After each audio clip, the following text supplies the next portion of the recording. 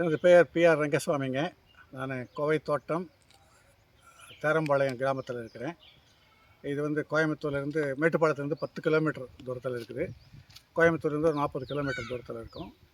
ஆனால் இங்கே வந்து கருவேப்பிலை விவசாயிங்க. இந்த கோவை காரமடை வட்டாரத்தில் செங்காம்பு கருவேப்பிலை நல்லா வரும்.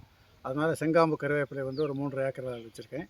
அது தவிர தென்னை வச்சுருக்கிறேன். ஒரு 165 தென்னை இருக்குது, மா இருக்குது, கொய்யா இருக்குது, சப்போட்டா இருக்குது, அப்போ தவிர மரப்பயிர்கள் இருக்குதுங்க. மற்றதெல்லாம் இங்கே வந்து 2013 சர்டிஃபைட் ஃபார்ம். அதுக்கு முன்னாடியும் நான் ஆர்கானிக் தான் பண்ணிகிட்டு இருந்தேன். அந்த சர்டிஃபிகேஷன் ஆகலை. நான் வந்து பேசிக்கலாக நான் என்ஜினியர், சாஃப்ட்வேர் என்ஜினியர்.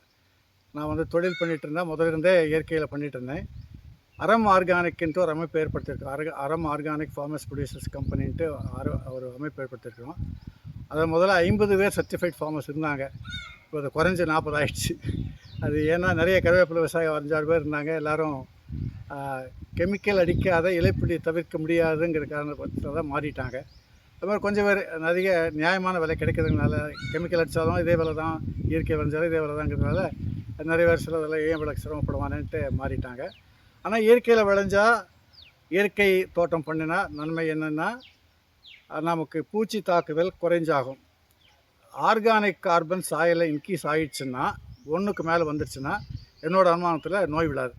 ஏன்னா மண்ணுக்கு தாராளமாக எதிர்ப்பு சக்தி வந்துடும்.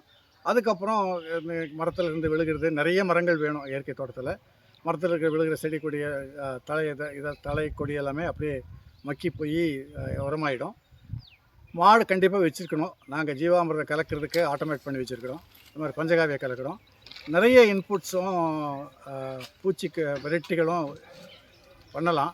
ஆனால் நாங்கள் வந்து எல்லாம் முயற்சி பண்ணிவிட்டு ஸ்டாண்டர்டைஸ் பண்ணியிருக்கிறோம். சாயில் இன்புட்ஸ் வந்து ஜீவாமிரதமும் பஞ்சகாவியம் தான் கொடுக்குறோம். ஜீவாமிரதம் கொடுக்குறோம். அப்புறம் ஃபார்ம் ஆல்பைடு கம்போஸ்ட் பண்ணிக்கிறோம். இங்கேயே கம்போஸ்ட் பண்ணுறதுக்கான எல்லா வசதி இருக்குது. கம்போஸ்டில் வந்து தென்னை கழிவுகள் எல்லாம் அரைச்சிட்டு, தென்னை கழிவுகள், farm yard manure, rock phosphate, அப்புறம் க்ரீன்ஸ் எல்லாம் போட்டு ஒரு 60 நாள் போச்சுன்னா அது க்ரீன் பயோடைஜஸ்ட் யூஸ் பண்ணணும். யூஸ் பண்ணால் 60 நாள் கம்போஸ்ட் ஆகிடும். கம்போஸ்ட் எடுத்து போட்டுப்போம். கம்போஸ்ட் வந்து ஆல்மோஸ்ட் ஆஃப் தி குவான்டிட்டி போட்டால் போகிறோம். ஃபார்ம் யார்டு மேலே போட்டில் ஆஃப் தி குவான்டிட்டி போட்டால் போகிறோம். அது சைக்கிளிக்காக போட்டுகிட்டே இருப்போம். தென்னை மரப்பயிருக்கெல்லாம் வருஷத்துக்கு 2 முறை கொடுப்போம். கருவேப்பிலைக்கு பட்டத்துக்கு ஒருக்கா கொடுத்துட்டே இருப்போம்.